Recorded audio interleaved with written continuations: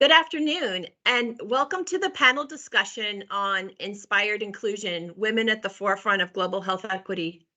Today, we come together not only to discuss, but to celebrate the remarkable achievements of women in the health and life science sectors around the world in honor of International Women's Day. This event, brought to you by Quantori, a growing data science and data engineering company serving the life science, pharma, and healthcare sectors, is a testament to the importance of inclusivity and empowerment in driving positive change. Let us embark on a journey of learning and discovery as we explore the impactful contributions of women in shaping a more equitable and accessible global healthcare landscape. I'm Shauna Koch-Michel, Global Head Healthcare at Quantori, and will be moderating the event.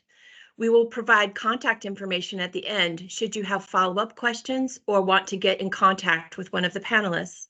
My valued colleague, Shamilka Samrasina, will now introduce herself and our esteemed panelists. Thank you, Shauna. Firstly, I would like to extend my gratitude to Shauna for the kind introduction and for joining forces with me to organize this event today.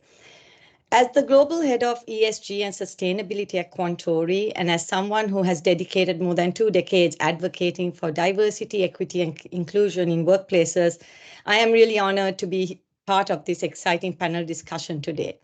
At Quantori, we have embraced diversity, equity, and inclusion, not just as a concept, but as a guiding principle ingrained within the fabric of our corporate culture. I take immense pride in being part of an organization led by our CEO and our leadership team that fully endorses and committed to our equity and inclusive efforts, both within Quantori and externally. Without taking much of your time, I'm thrilled to present to you our esteemed panel at the forefront of transforming healthcare into a more inclusive and equitable domain for all. To start off, we have Megan Greenfield, an affiliated leader at McKinsey Health Institute, who will challenge prevailing myths surrounding women's health, offering groundbreaking perspectives that challenge the status quo. Next, we warmly welcome Rohini Kosoglu, a policy fellow at Stanford Human-Centered Artificial Intelligence, and much more behind her. Her remarkable work shaping domestic policy in the US with a keen focus on diversity and equity in AI and technology serves as a beacon of inspiration. Dr. Allison Werner-Lin from UPenn School of Social Policy and Practice, whose research addresses the intersection of genomic discovery and family life. Her work is among the first to explore her psychosocial challenges unique to women and men of reproductive age. Amy Berk, Director of Population Health at Microsoft, will then enlighten us with insights into crucial technological interventions poised to bridge the gap in women's health equity across diverse populations. Finally, we are honored to have Shari Jardine, Deputy Director at the Center of Global Health, Northwell Health, who will share her role driving health equity in realizing sustainable health outcomes for women worldwide. Before we delve into our discussions, I extend heartfelt gratitude to each of our panelists and every one of you for gracing us with your presence today. Without further ado, I pass on the baton to Megan to kickstart our dialogue. Great. Thank you. We're going to pull up some slides to share some myths about women's health. So as context is in January this year, we released the report, Closing the Women's Health Gap, a $1 trillion opportunity with the World Economic Forum in the annual meeting in Davos. Next slide. So what are some common myths about the women's health gap? I'm sure many of these will resonate. First is that women live longer than men, so they must be healthier. But the data actually shows that women spend 25% more time in poor health than men. The second is, well, most of that time must just be when they're old ladies with walkers. But actually, no, the majority of the time that they are in this poor health is actually during their prime working years, which is what drives the $1 trillion, which is a probably significant underestimate of the global GDP. The third is that women's health is just sexual and reproductive health. And that couldn't be more wrong. The majority of conditions that impact women and the health burden are actually outside of sexual and reproductive health. And we find that 56% of this burden impact women differently and disproportionately. We're talking about things about immunology, immunological conditions. We're talking about migraine. We're talking about several different cancers, not just breast cancer. There's many different ones. And what the data shows is that women are not just smaller men. They have distinct biological differences that lead not just to different impacts on reproductive organs, but actually throughout their entire bodies. And the last one is that women's health is a niche market opportunity. Well, it should seem obvious, given around 50% of the world's population is women. Unfortunately, you don't see the funding to match it. The majority of pipeline does not reflect the prevalence of conditions. Something, for example, like endometriosis, 1 in 10 women have it, but the pipeline is quite parched. And if you compare the funding, it's around 1% of global funding goes into women-specific areas. That's definitely not matching the 50% that we represent in population. The next page. So why does this happen? So first is limited understanding of the sex-based differences. So we did this extensive research on therapeutics and other interventions. We found that only 50% of the articles actually even showed what sex-based differences exist. But when you look at that, of those that did, 2/3 of those interventions actually had worse outcomes in women. So we have to look at these sex-based differences and we have to take them into account in the therapeutics and other interventions we do. The second is constrained access to appropriate sex-based care. What we found is that 68% of interventions have lower uptake for women. This means even if you have a diagnosis, you are going to not necessarily get the treatments that you need in a timely fashion. And we also see diagnostic delays. For example, my example with endometriosis, the average time to endometriosis, despite having a prevalence of about 10%, is 10 years. That's an agonizing, painful time to wait. The third one is that the data gaps resulting from the women's health program are undercounted, right? So looking at one of the gold standards, for example, of data, it would presume that for every 100 women that menstruate, only 30 of them actually reach menopause. And we know that we don't die out at quite that rate. And it's because no one's actually ever looked at the data that way. And the reason why it's so important is that pharma companies and other, ecosystem players look to figure out what's the total addressable market opportunity. And in some conditions, it's dramatically underestimated. And so if we don't have that information, it's difficult for us to motivate investment. And the last piece, which I alluded to in the previous page, there's been very low investment, which makes it very difficult not only to have new innovations, but also scale the ones that do exist. We have a long way to go. Next. So all of this culminates in $1 trillion global GDP opportunity. Like I said, this is an underestimate. And there's 4 main drivers. So one is fewer health conditions. So reducing absenteeism in the workforce by having a healthier population. The second is fewer early deaths, right? So if we're able to extend women's lifespans, they can contribute more into the main economy. The third is increase in productivity. For example, migraine is a good example, right? So if you're not able to fully bring your full self to work, it's difficult to fully contribute. And the last one is expanded participation, not only for the person who is in poor health, but we know that women disproportionately have caregiving responsibilities. So you get 2 for 1 by not only helping the woman themselves participate, but also enabling the woman who is most likely caring for them to participate in that economy. And so all of that together is over $1 trillion of opportunity. Next. So what do we think we need to do? The first is increasing awareness, and we hope this discussion today and will mobilize all of you to accelerate and amplify that women's health gap. We have to increase access to sex-appropriate care. A lot of work to be done on education. Everything from, when you learn biology, learning that cells, does X's and XY's chromosomes are not just relevant for reproductive organs, but actually for every cell in your body. But also continued medical education, because today sex-based differences are just not, frankly, studied and communicated, and our providers are not aware of them. We need to collect this data. So in the clinical trials, we need every clinical trial to have sex desire-related data, as well as thinking about intersectionality. And then we need to use that to inform clinical decisions. Closing the research gaps. We know very little about women's health. You take the uterus, right, compared to the prostate, we know much less. And we need to close that gap, which will de-risk the pharmaceutical investments in this space. We have to increase funding, right? We have a paltry amount, 1% global, and it's not much better in some of the developing countries where it's maybe a percentage or two higher. And we need to figure out creative ways to fund. And then finally, we have to have policies, both from a federal, state perspective, but also in workplaces. Like, how do we accommodate? Menopause is a particularly exciting but challenging one, right? So how do you support women that need these needs, but also don't result in more stigma? So we're excited for all these opportunities to close the women's health gap, and we're excited to get into this conversation today on what we can do about it. Next. Terrific.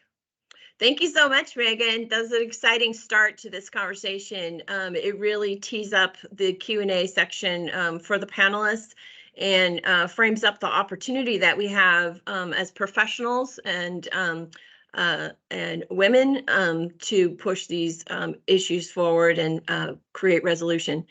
Rohini, you're our first panelist with Q&A.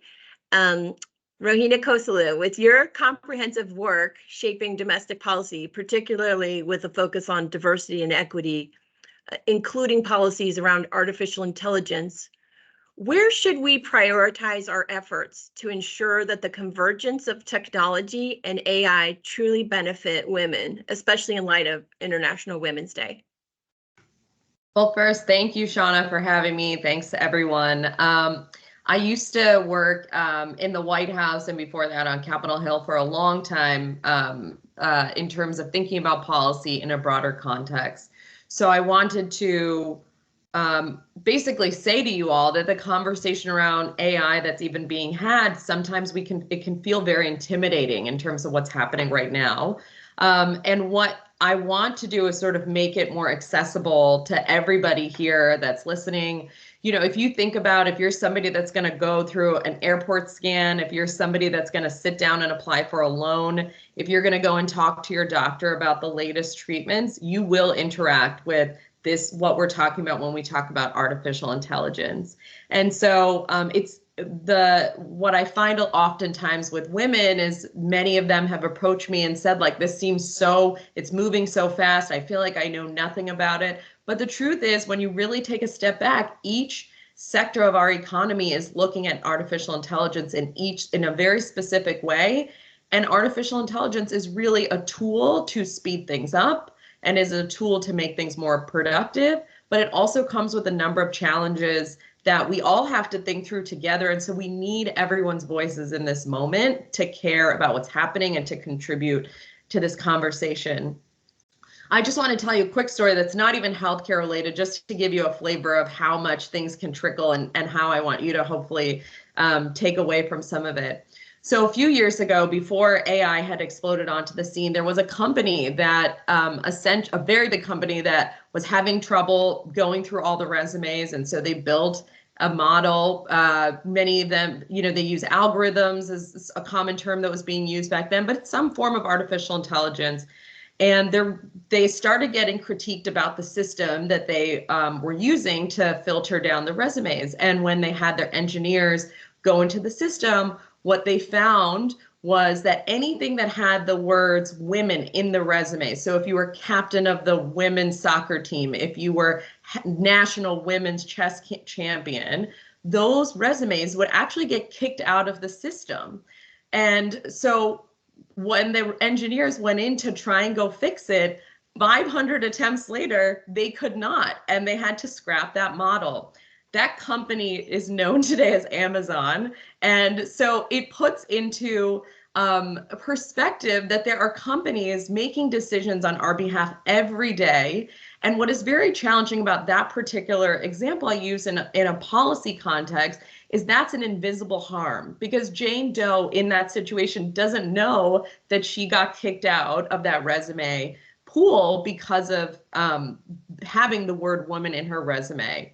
And also it took other people to probe the model to say, okay, let's look closer into that. And so we know that different things are being deployed now.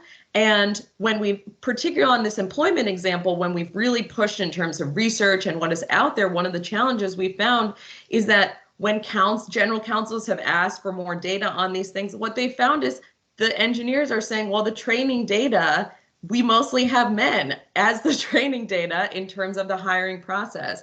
In fact, one general counsel at his own company pushed his engineers to check before they bought a model to use for employment. And they found that the commonalities, I kid you not, were Jared and Lacrosse, because those were the most cross-referenced in terms of hiring data that they had. And so the algorithm was training off of that to help promote anyone that had either the name Jared or somebody that played lacrosse. And so it should put into perspective some of the real challenges we're going to face as women with less data being tracked about us and less data out in the system, and the importance of transparency on the models that people are talking about. Now, when we think about equity in the context of healthcare and all of that, what I find very important and at the forefront of these days is, as policymakers, sometimes we really have to think about, okay, well, what are the bad uses that consumers may interact with and have no idea? And so another scenario we have is that this happened to an 85-year-old woman in Wisconsin. She was basically, she shattered her left shoulder and she was given pain medications, and the actual implications of her her diagnosis was that she would be ready in about 16 and a half days, they noted, to be out of the inpatient rehab center that she was at. Some of you may know about this on the panel or in the audience. And when she was ready to leave the nursing home, on the 17th day, the private Medicare insurance that she had kicked her off of her insurance. But in reality, she couldn't dress herself and she couldn't go to the bathroom, and there wasn't a doctor that was checking up on that specific note for that woman with the insurance company. And so we're talking about care that was determined by an insurance company and not a human in the loop. And so it's really important that people understand that these kind of things are happening right now, and that it's so important that when we think about prioritizing, who's at the forefront of this conversation, that we are thinking about women even as its own unique entity that has to be part of this conversation. Great. Great answer. Okay, just one more quick question for you. In your capacities at the Stanford Institute for Human-Centered Artificial Intelligence, HAI, and venture partner at Fusion Fund, you are uniquely positioned to influence the intersection of technology, policy, and human well-being. What are some of the areas of change that you're hopeful about that could improve the lives of women? Given your areas of work, what do you hope women take away from today's conversation? Well, I really hope that, first of all, that everybody feels like that they're part of this conversation that's happening right now, and that as we engage more, that this becomes something that people feel really passionate about getting involved with, and that it doesn't feel intimidating to them. I'm really hopeful about, frankly, all the areas that people are pushing around drug discoveries, and certainly also reforms in terms of making things easier for our providers, our nurses, our doctors, the user experience in the healthcare system. We can see with capital, most of it's flowing right now to stuff that doesn't necessarily interact with the consumer. So you'll see a lot more funding areas in the spaces like administrative billing and things like that. But hopefully this trickles down to the user experience, and you do have a convergence of tech companies with a lot of data and a healthcare system that's very much trying to figure out how to innovate in this day. But I do think overall, I think it's so important that women get involved in this conversation about data. Whose data is it? What's happening with the data? How are we using the data better? I'll leave you with one last example, which is that when they did research on famous people in Wikipedia, they found that 20% of the famous people on Wikipedia, only 20% were actually entries about women, 80% were men. And we all know so many women that if you were to look them up and they were famous, have not made it to Wikipedia. But guess what? One of the largest sources for some of the training models that are in front of us today, whether it's OpenAI or some of the other artificial intelligence model, Wikipedia. And so it really takes all of us. It's going to take everybody yelling from the rooftops about the need for transparency, the need to be involved, and the need to make sure our voices are part of the conversation. So thank you, and I look forward to the questions. Okay, thanks so much, Rohini. Okay, next, Dr. Werner-Lin from UPenn, expanding on Rohini's points about the AI Bill of Rights and its impact on equitable healthcare. Could you share your expertise on genomic technologies and their implications for women's health decisions? How can we tailor research discoveries and policies to address the unique psychosocial challenges faced by women in healthcare decision-making? Thank you, Shauna, and thank you for inviting me to participate today. I want to echo a couple of things that Rohini had said earlier about how we identify norms in healthcare spaces, because we see this in the genetics and the genomic spaces, that standardized genomes often come not just from men, but from white men. And so when we think about people of color, women of color at that intersectionality space that you mentioned earlier, going in for genetic testing, they're much more likely to get results that are uninterpretable because we don't yet have critical mass to be able to understand the kinds of genetic variation that we see all over the world. But backing up a little bit, I work in this really interesting space in genetics where most of the folks that I work with have had predictive testing. So they may or may not have a condition in their family. They may have experienced a condition personally, and that condition is linked to a genetic marker that's passed down through generations in family life. And one of the things that means for families is that we are becoming patients before we are experiencing illness. So we are engaging in healthcare contexts as people who are feeling good, people who are feeling well, people who may have illness that can be identified with advanced technologies and imaging, but we are engaging with these systems in before traditionally we would need to, or before it would be recommended to us. So we have a new class of patients who are well, but who are being very rapidly surveilled. And that surveillance, I assume in some of these spaces that we're discussing, is feeding into AI machines to help understand what kinds of challenges might arise. And one of the pieces that I'm most interested in this space is that at that point of service, when a person of color goes into the doctor to see the doctor, the focus is on the individual, the patient in front of them. And this poses two challenges I see for women in healthcare settings. One is that women are rarely making decisions about their own healthcare in isolation of their loved ones, their communities, their spiritual and other kinds of religious guides.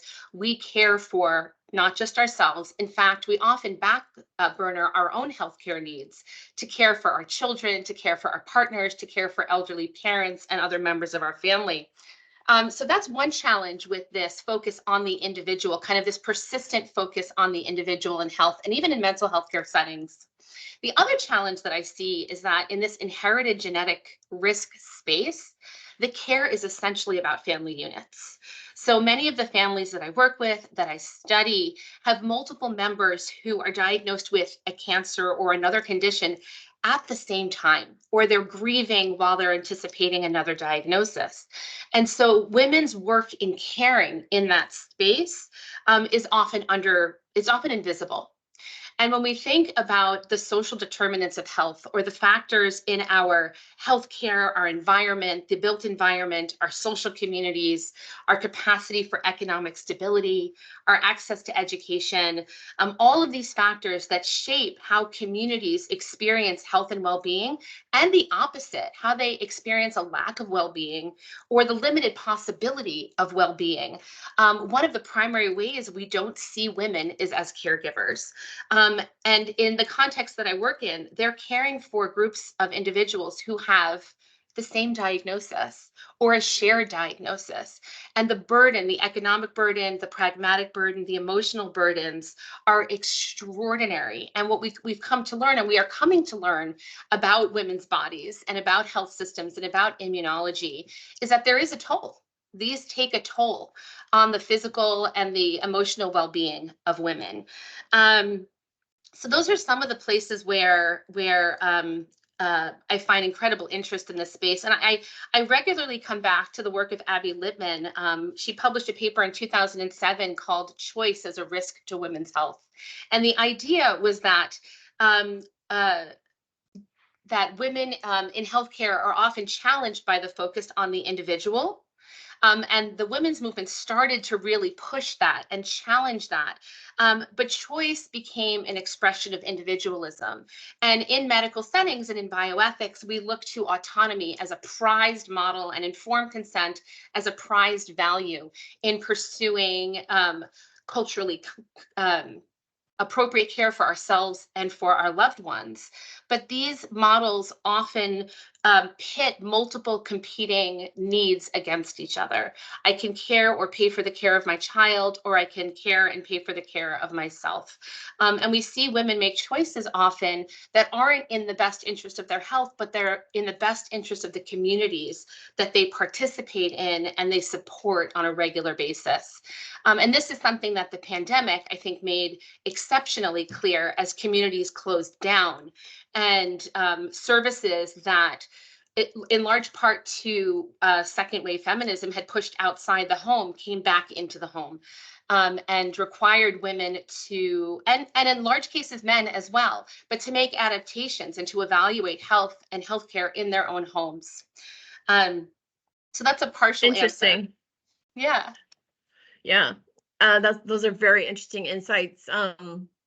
One quick second question. How do you see technology's role in addressing women's psychosocial needs within the broader discussion on healthcare technology and policy? I love that question.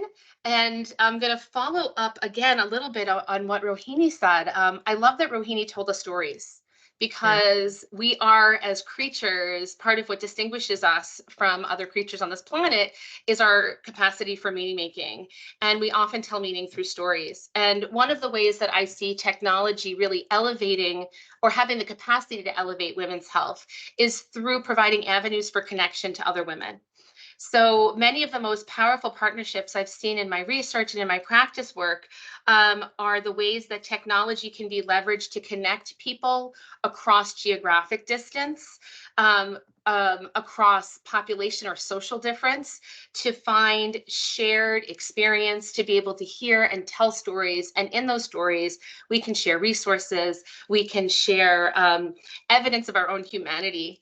And these are really places where I see women being able to heal themselves and, again, their families and the groups that they care for. Amazing. Okay, terrific. All right, we are moving on to Amy Berk. Amy, now shifting our focus, drawing on your extensive background in leveraging technology for healthcare advancement on a global scale and your policy expertise at HHS, we'd love to hear your thoughts on the most critical technological intervention to promote women's health equity, particularly in communities facing significant social determinants of health that impact women disproportionately. Yeah, thank you. And thank you so much for having me on this esteemed panel. It's a pleasure to be here today. So I would say to that question, it's multifaceted in that it all starts with the data. And as Rohini had alluded to before, the data, we have to look at varied data sets. So it's dependent on not just looking at gender specific, hence male data sets, we have to include women's data sets, right? It is important to know that Microsoft, we don't own data. And that's very important, right? It goes back to the customers in whom we serve, they own their own data. So we're looking and examining their data, and AI being the primary tool, as Rohini had said before, right? And the capabilities of what AI can do today are extraordinary, right? As we think about being able to identify underserved populations, predict upon and prioritize where we need to target interventions for those underserved populations and ensure that data has no bias, right? So being able to identify data and reduce disparities in the data becomes very much a value proposition as we think about health equity amongst women populations and the underserved women. That I think is very important to note. When we think about social determinants of health data and we think about including data into that holistic profile as we think about the way in which we care for our populations, right? So we're not just targeting clinical outcomes, but we're targeting holistic whole health outcomes. We're thinking about holistic vitality of our populations today and their health and well-being overall, I think is very important. So, those are just some of the ways in which looking at populations across the globe where we're able to use AI to better identify and prioritize populations for targeted interventions, being more inclusive to encounter for social determinants of health in their clinical story, if you will, right? And whole health, behavioral health, and then ways in which we can really use AI to formulate more predictive, personalized care, more targeted interventions. Excellent. That's what I would say. Okay, excellent answer. Very interesting. Okay, so given your and Dr. Lee's expertise in AI healthcare initiatives at Microsoft, particularly in rural and underserved regions, and your emphasis on value-based care, how can we utilize AI and cloud computing to improve women's health services in these communities? Could you provide some insights from your work on developing scalable, bias-reducing solutions?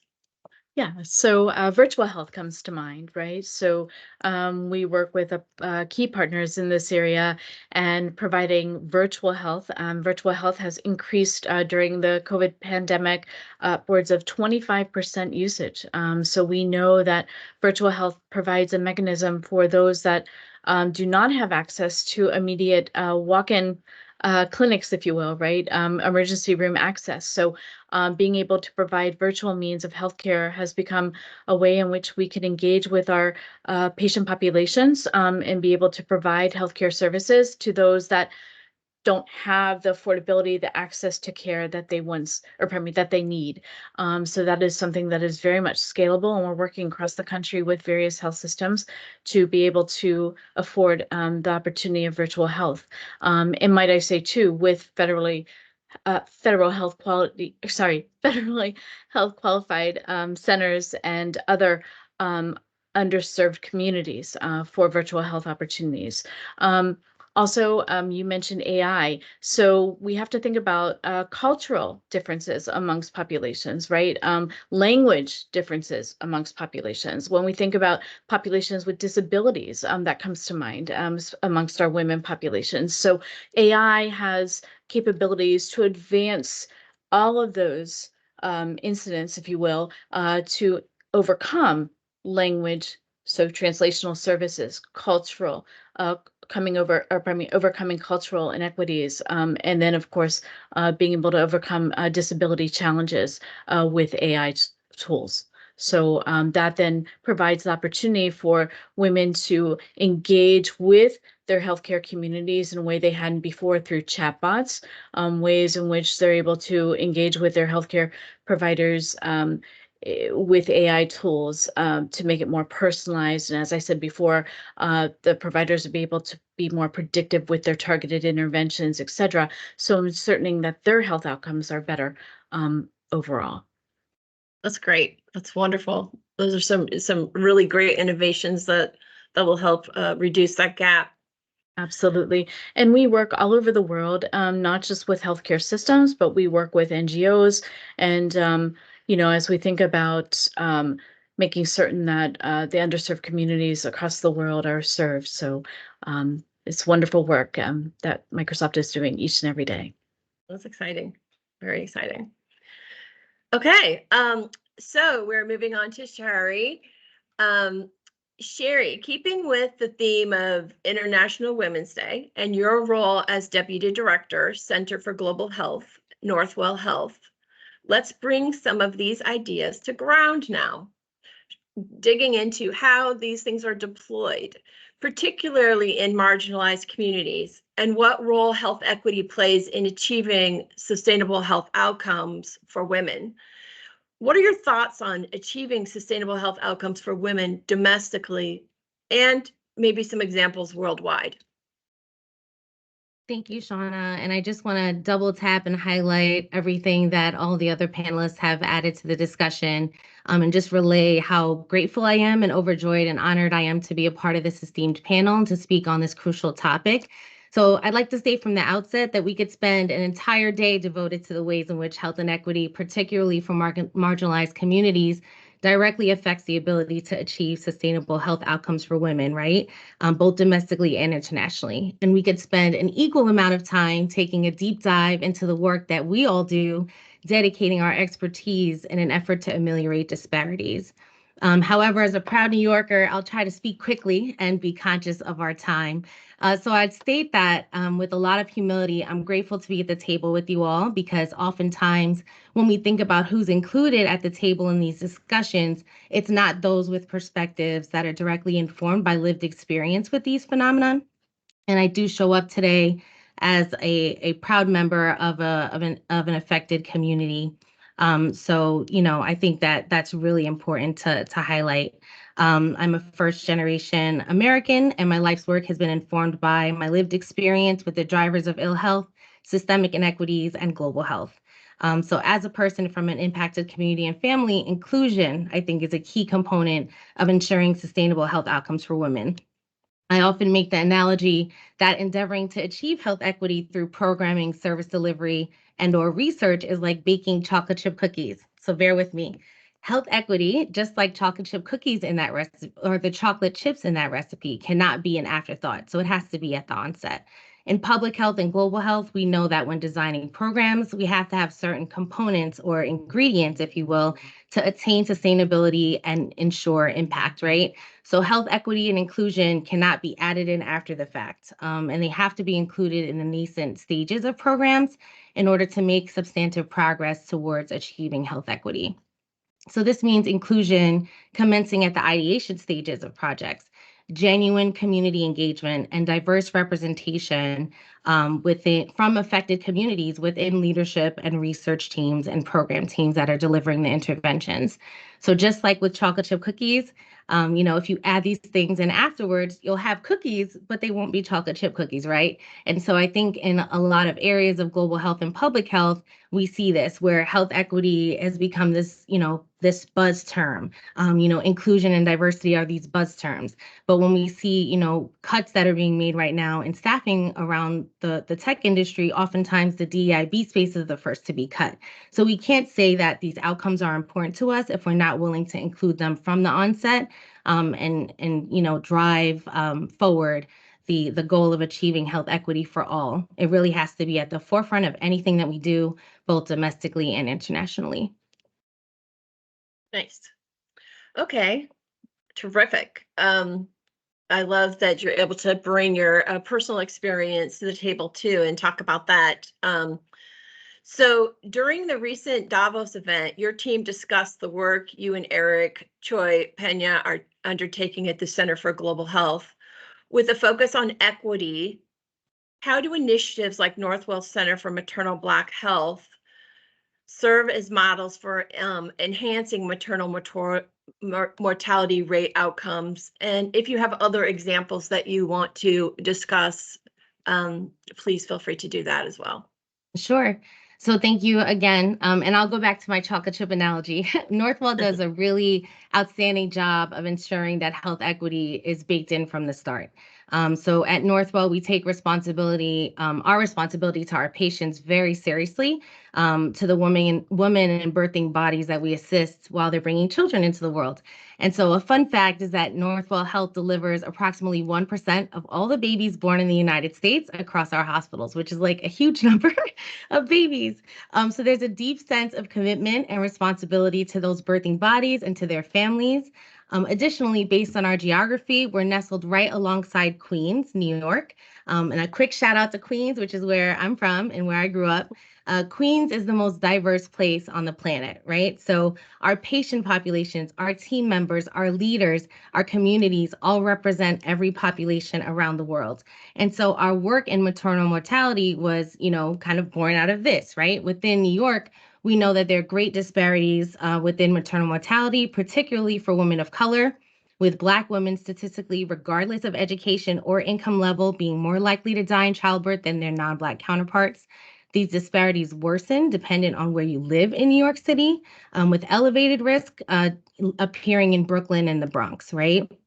So although our catchment area is not physically directly next to Brooklyn or the Bronx, our brand recognition, implies that in the maternal health space, we treat women and birthing bodies from all over New York City, and our approaches to programming need to reflect that diversity. So at Northwell, the Center for Equity of Care, our CATS Institute of Women's Health, our community and population health teams, and the Center for Maternal Health have distinct foci on reducing these disparities. So this spans research design, training our clinicians, practitioners, and nurses, all the way to community outreach. So really spanning the continuum of care delivery. And these centers and institutes all serve as models for the intentional and comprehensive service delivery in the maternal health space. We're currently using an AI app-based chatbot system to interact with birthing bodies, birthing mothers, with any questions that they have, and kind of reduce issues around access, maybe transportation, to make sure that they can get information that they need in a timely fashion. And so far have found really positive uptake and really great results so far. It was just implemented earlier last year, just a few months ago. And so these models all focus on this inclusivity, diversity of the leadership teams. All of the leadership teams within these centers are led by women and or women of color, right? And as well as like deep-rooted community engagement and patient engagement. Community engagement has to be genuine. It can't just be something that we're saying we're engaging in. It really has to be something that you do and that you're about. Back to the chocolate chips, it has to be at the start. And we have patient and advocacy councils at all of our hospitals across the system to ensure that connectivity and interaction is taking place on a regular basis. So highlighting that commitment that Northwell has, we really serve as a beacon within this space across the lifespan, inclusive of childbirth for birthing bodies. That's terrific. Okay, well, we're going to go to some questions that were sent in during the panel event, and feel free, panelists, to pipe in if you want to answer the question in particular. Our first question is related to how to get funding and who in particular is working on these issues right now. So let me just read the question to you. Sorry, just 1 second. Okay. Okay. Are there any specific groups that you're aware of that are funding the advancement of investment in equity around research, as in particular representing women in research data? Is anyone aware of groups that are working on that problem and providing funding for that issue? I know Bill and Melinda Gates do that in their foundation.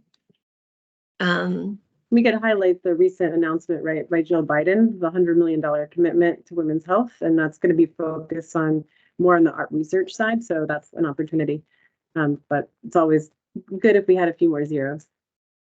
Yeah, that's true. And I think the Susan G. Komen group also has like one of the largest, breast cancer research funders globally. So that's probably one where they're working on,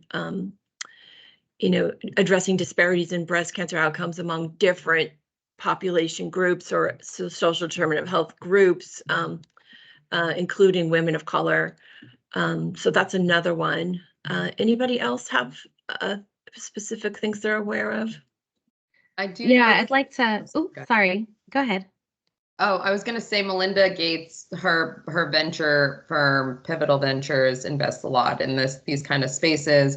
I do think there's also a number of areas where there's a lot of think tanks that are trying to get involved in this data space because we are in this place where people are much more open now about technology and the data. So I would relook at all the normal funders that you've heard of. Yeah.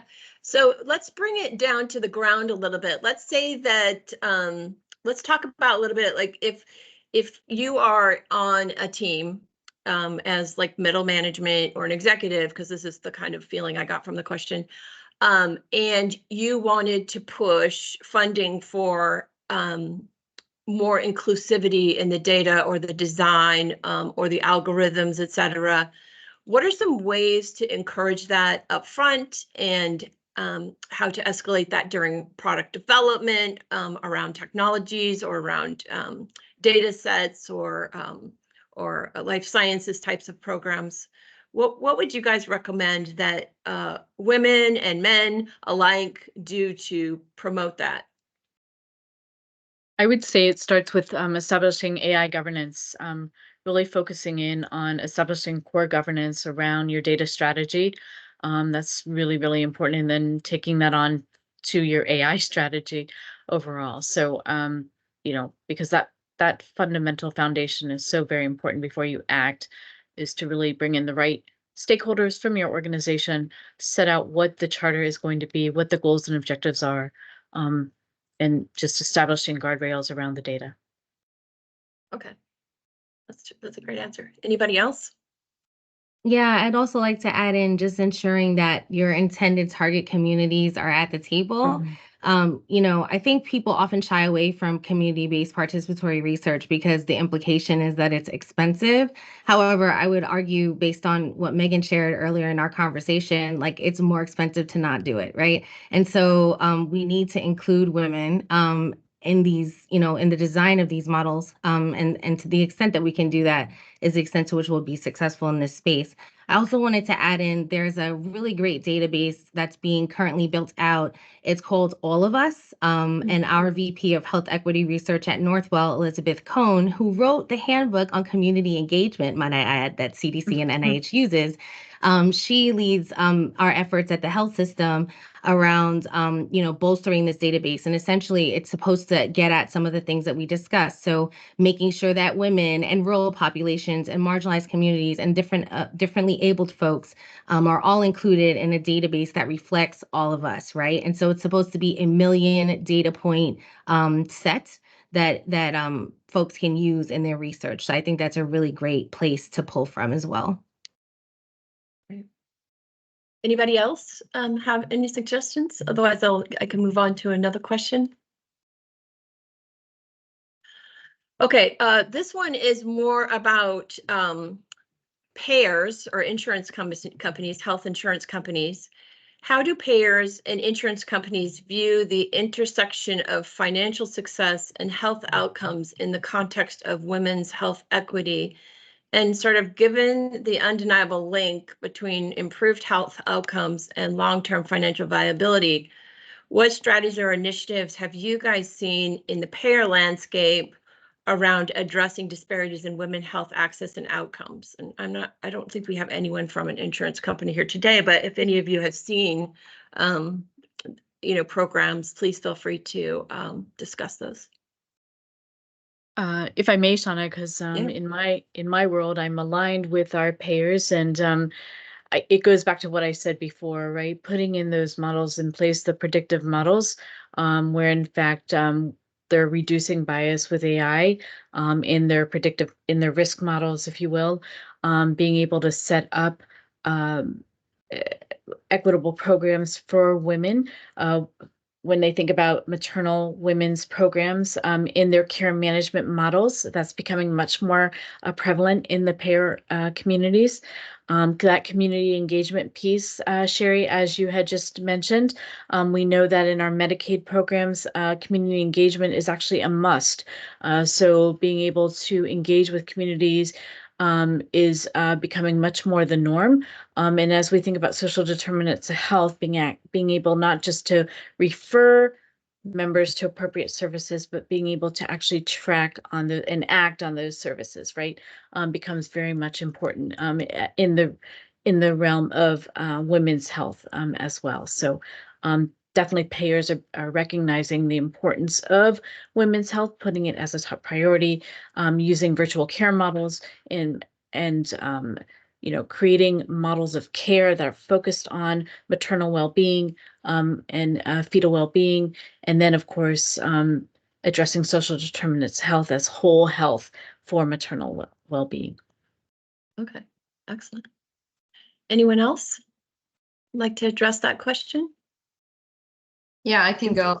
So I think it's really important people are just honest about everyone's different incentives in the ecosystem. I think everyone here that cares about healthcare knows that there's sometimes misaligned incentives. And so as a result, not just are the incentives misaligned, the voices in the room are different than many of the people watching here today, and that's okay. But so it means that everyone has to play really hard in the ecosystem seat that they're sitting in terms of really pushing for transparency, really pushing for aggregation of data that helps women and give additional layers of context, because as the point was made earlier, it's not just women, like there's so many different layers. Where do you live? You know, what are the different social determinants of your health?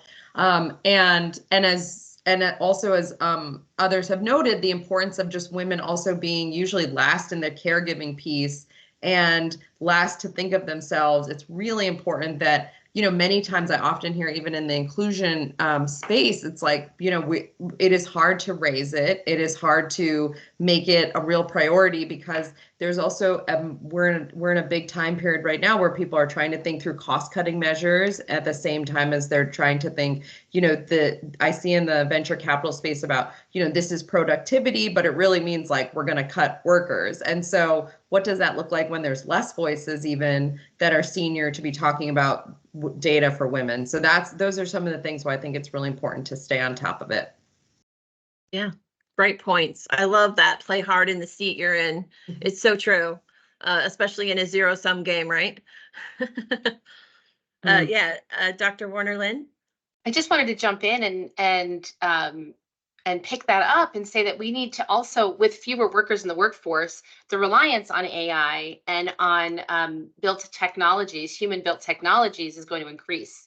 And we need to be really careful pulling from the Wikipedia model and the Amazon Finding Women model about where data is coming from, because even extracting data from medical charts isn't a null activity when we think about the ways that racism and ableism and gender bias and heteronormativity, right, get encoded in those charts at the point of contact with providers. And then that gets aggregated over millions and millions of points of contact with providers. And then we come to think of that data, because it's numerical, as representing a very specific kind of truth.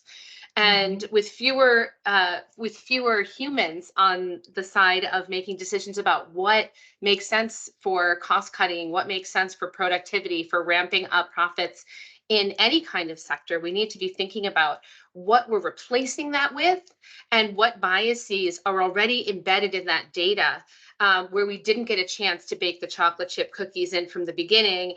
And maybe they're not even chocolate chip cookies and they're actually raisins, or there's no chocolate chips in there at all. So. Exactly. Okay. Anyone else? Okay, well, we have, I think we could take one more question here. This one's kind of interesting, and Rohini, you might be able to speak to this. Well, actually, a lot of you can speak to this. But someone's asking, what are the most effective avenues for individuals and organizations to actively engage in shaping policy that supports health equity, particularly for women's health? Additionally, what mechanisms or guardrails exist to ensure inclusive participation and representation of diverse voices in the policy-making process to guarantee that policies are reflective of the needs and priorities of all stakeholders? Does anyone have insight into that, like how people can get involved, and also who's sort of guardrailing the efforts nationally or regionally or within organizations around that? I think, Amy, you spoke to that a little bit with the data governance and overall governance, but. Yeah, I can try at first, and happy to kick it off.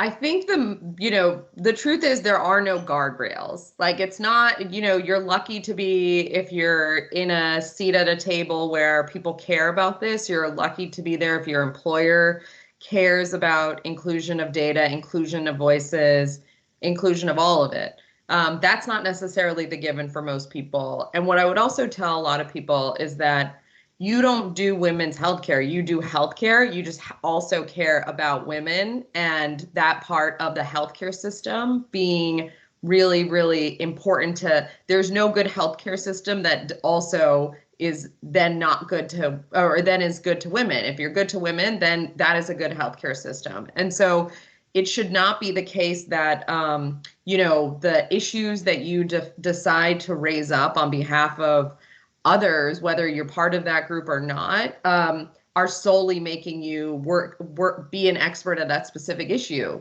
If you care about, women as a part of the caregiving policies we just talked about, you actually really care about just the caregiving ecosystem, and women are just a central part of that. And so it's really important to frame it in a way in which you feel like you have power in the conversation. And just because we're usually in structures that men have created and dominated, it does not mean that women are just a very valuable part of the economy and the ecosystem and consumers, and their data is being used. And whether it's being used in the appropriate ways and all of that, those are the kind of questions we need to raise.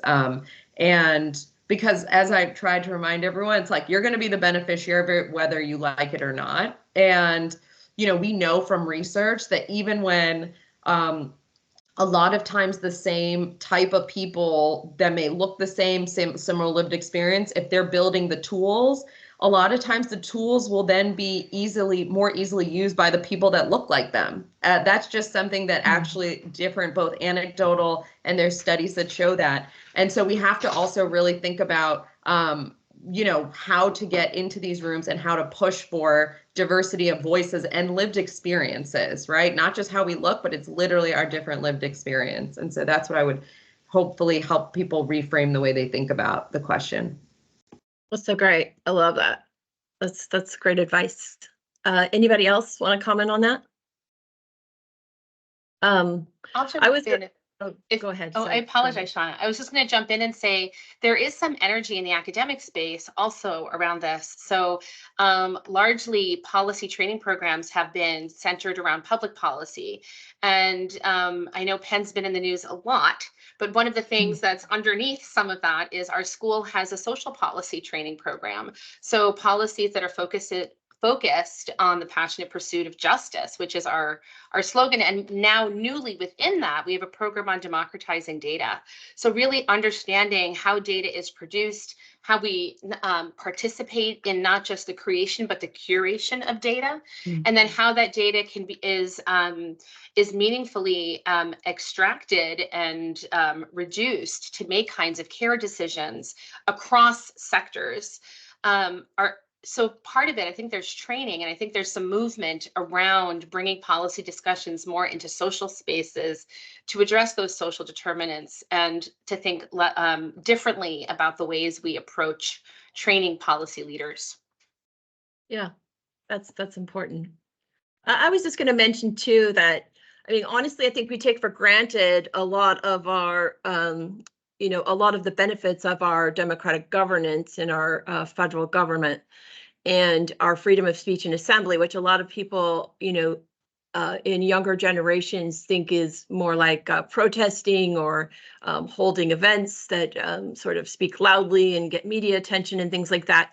But you can actually be quite organized about those efforts. For instance, pulling together geniuses like these women here today, who have worked many, many years in this space to advocate for causes, write formal, basically informational documents that are then submitted to administrative bodies who make decisions about these things. They can use all the help that they can get from the public in forming these policies and having interesting research to add to their the work that they're doing to form these. And, public hearings and sort of comment periods are also really helpful. So DHS commonly will, and ONC will commonly publish public reviews of positions that they're taking or laws that they're forming, et cetera, regulations that they're making. And, you know, there's a lot of organizations that like HL7 and other organizations who sort of form committees and do votes and have very organized ways, but even individuals can take time to respond to these things. And that's very helpful to shaping the world in which we live in. So in my early career, I was involved in a lot of this actually through IBM, and we formed a consortium that actually made some of the largest end runs towards forming ONC by meeting with President Bush after a year's work with the top IT firms in the world. And that was so exciting to really bring corporations together and brilliant people together and really push forward something that then received administrative funding like pretty immediately. And so you can make a difference. All of us can make a difference, and there's many ways to do that. So if you have questions about that, anyone who's watching this today, I'd be delighted to send you links or help with that. And I know that other panelists on would also be delighted to do that. So I think we're wrapping up. It's 2 o'clock now. We had some great questions. I really want to thank the panelists that joined us today, and all of you who are joining us as well. Shamilka, did you want to have any quick closing comments? Yeah, I just want to say thank you all for your valuable contribution to this really engaging discussion, and especially a sincere gratitude to Megan and Rohini, Allison, Amy, and Shari on behalf of Quantori. To our audience, I hope each of you leave this discussion feeling inspired, enlightened by the incredible contribution of these remarkable women. And on that note, I just want to say Happy International Women's Day to all. Happy International Women's Day. Happy International Women's Day. Thank Take you. care, everyone. Thank you. Bye-bye. Thank you all. Bye-bye. Thank you. Bye-bye. Bye-bye. Thank you.